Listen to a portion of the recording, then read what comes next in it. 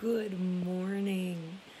Man, I thought all morning long that I was going to go outside and do my video, and it's so still out there. Can you tell I'm sort of looking out my window?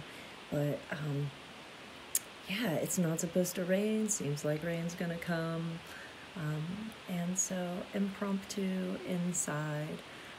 You guys, joy has been on my mind. And then yesterday, there was a guest speaker at church, and he was talking about joy. I opened my Bible the other day, like not even just opened it, and the very first line at the very top of the page was in the Passion Translation, "Let joy be your continual feast." And I cannot get past that, because I think of all of the different ways that the Bible talks about feast, and I think about right away, God prepares a table for me in the presence of my enemies.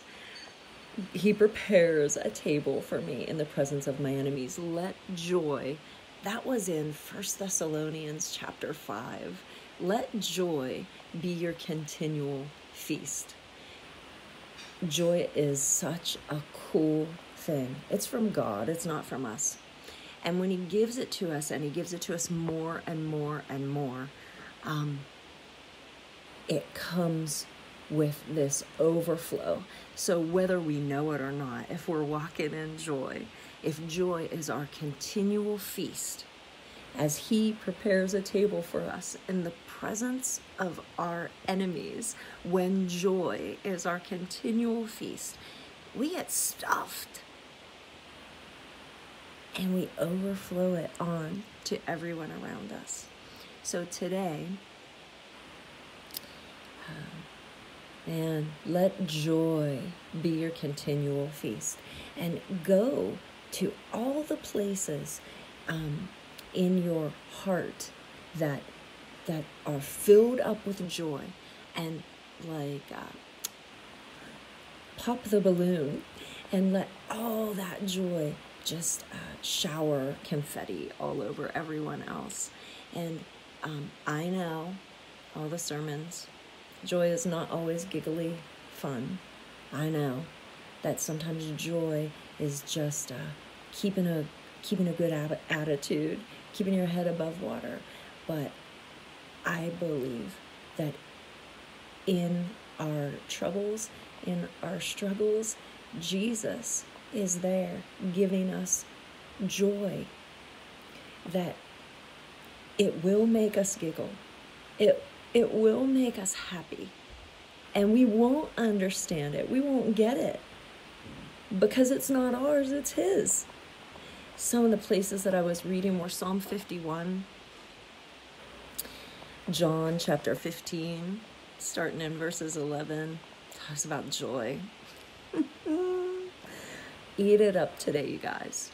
Eat it up, just like it's fresh bread with melted butter and mom's red raspberry jelly. Joy. And in the end, the joy of the Lord is actually your strength.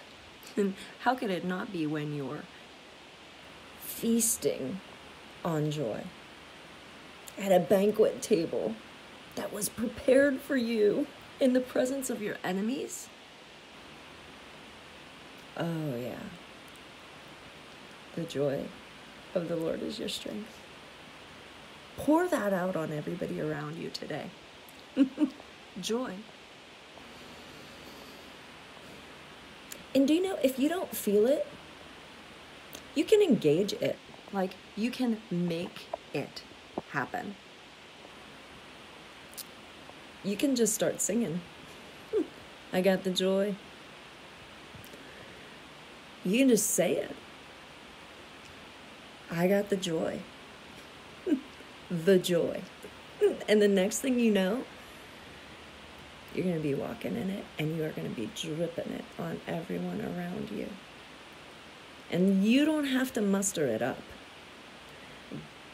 It's a gift from God. God gives it. God gives you joy. So feast at the banquet table of joy today.